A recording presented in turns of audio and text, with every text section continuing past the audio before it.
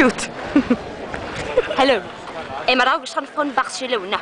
Nu är vi i Gaudeparken och vi ska fånga en turist. Hallå där! Här har vi en turist. En galopperande turist. Vi får fråga henne om hon tycker om parken. Hallå? Vad tycker du om parken? Gaudeparken är väldigt vacker. Var kommer du ifrån? Vinslöv. Jaha, det var bra. Vi tar en titt på utsikten.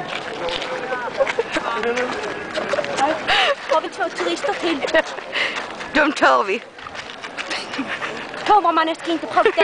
I kameran förstod du inte det, eller? Förlåt.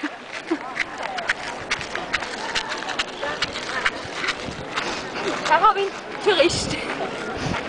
Hallå? Hallå? Vad tycker ni om parken? Ja.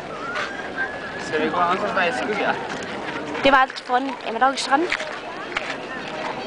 Och min turist från Attraktion. Barcelona.